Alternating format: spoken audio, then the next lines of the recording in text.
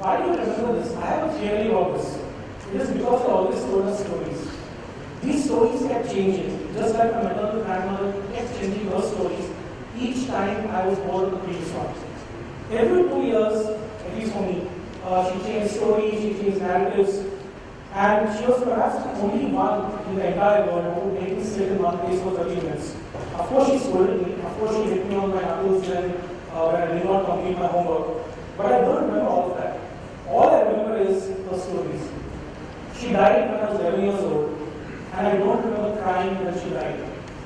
I only remember how she had told me about the king's mother's death and how that mother had become a star in the sky. So when she died, I was all 11. I thought she would become a star. I don't know why I thought of my grandmother when I was asked to give a speech here. It is perhaps because as communications professionals, we have forgotten the art of telling a story. We are no longer our customers' grandmothers. The theme for today's conference, we asked, the question whether we are ready for 2015. But my bigger question is, are we ready with an army of storytellers for tomorrow? Just like my grandmother adapted to my growing age and changed the stories to include more and more relevant and contemporary themes, how do we spur our imagination to adapt new technologies and still tell stories that warm our hearts? Wasn't it David Ogilvy who once said, I don't know the rules of grammar. If you're trying to persuade people to do something or buy something, it seems to me that you should speak their language. In the newspaper industry where I work, everybody is talking these days about just one thing. How do we go digital? How do we earn revenues that will keep our operations profitable? And how do we keep our jobs intact without resorting to that thing called paid news?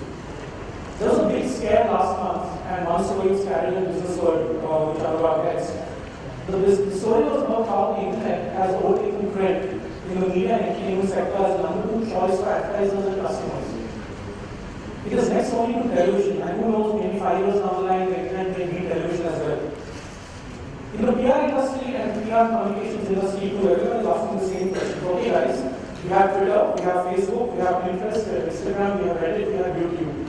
Let's ask our clients for a bunch of money, checks, and launch a social media campaign. Some of them will launch it, and they announce it by putting a press release or sending in-person emails on VCC feed. Here's the thing, I'm a customer, and I don't want an in-my-face social media campaign hitting me. I don't want to be told that I'm a social media campaign target. I want to be told stories. I don't care how the news stories or content stories are delivered to me, but I want it the fastest, with the greatest amount of credibility, and I want it in the most convenient platform available. But remember one thing what I want stories. 3 days ago, I bought a Diwali gift for my wife.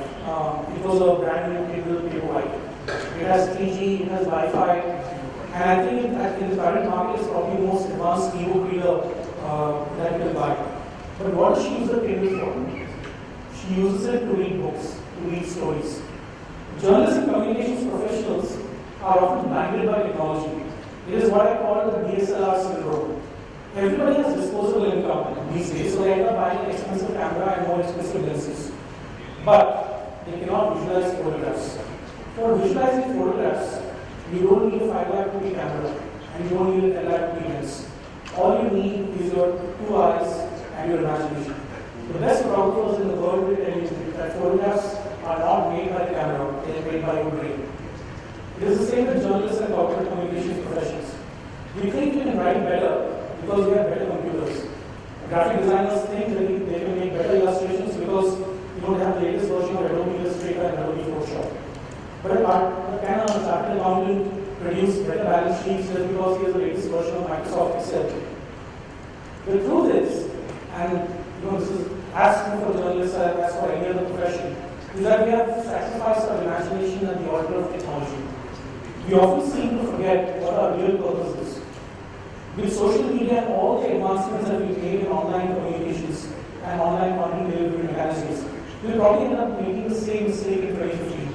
And that is that we don't have identified what our core purpose is. It is like the online retailer who recently had to apologize to millions of its customers because it could not fulfill the demand to its massively advertised sale. Online retailers are not in the technology business, they are in the delivery business. Just like the kirana shop down the road. Instead that they have access designations of $1 billion in funding and a good-looking website. In 2015, therefore, the challenges will remain the same as they are today. The only thing that will change is the pecking order in terms of content delivery or news delivery or communications delivery. If it was print media that was on top in the 1980s and 1990s, it was television in the 2000s, and perhaps in the coming decade, starting yesterday actually, it will be the internet. Actually, I stopped watching TV channels about 3 years ago, so I wouldn't know what the current trends are in news delivery mechanisms on the screen. But I know that increasingly, TV channels use hashtags, they create hashtags to trend during the day on Twitter. They become discussions on primetime news programs. People on Twitter do create trends with hashtags, and sometimes they're against companies or brands. Photoshop has not only helped political parties hurt their rivals with fake images, but even those on WhatsApp upload random negative images to hurt brands. For example, I clearly remember this when a woman and her daughter were hurt in a theme park last year. People on WhatsApp started circulating messages of women with severed hands and claiming that it happened in a theme park. It is at these times that we are professionals become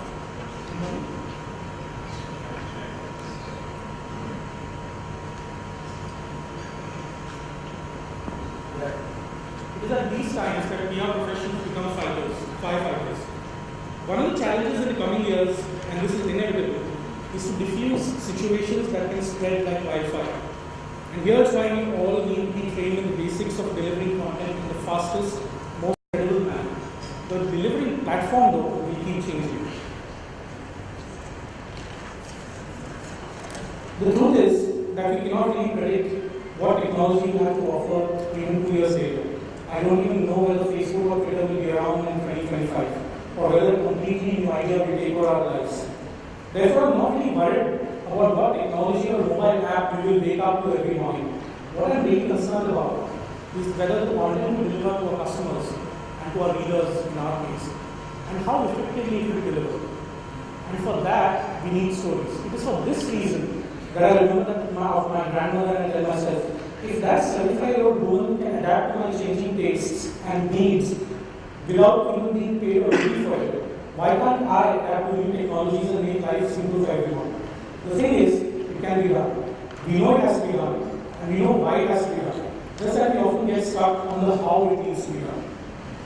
That is not to say that telling a story alone is sufficient to become a growing success in 2015 and beyond. As we say in mathematics, it is a necessary condition but not a sufficient one. Storytellers will have to be equipped with tools to narrate that story. It is here that we can make or break good brand communication. By the way, I remember that story I told you about my teacher who hit me when I was in nursery class because I could not say what is after C. It is actually because my parents had brainwashed me that what comes after C are 4 words. I told you so. It is a tradition that I continue with my daughter, who is 6 years old now. So, thank you and have a great day.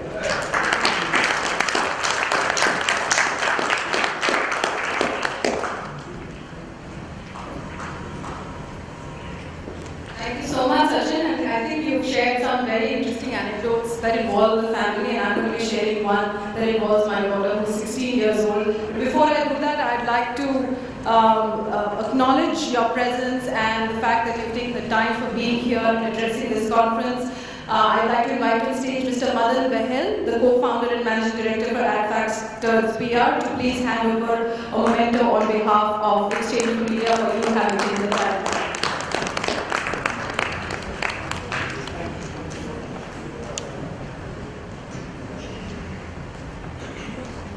Yes, and I was hoping I don't have to rely on the music, considering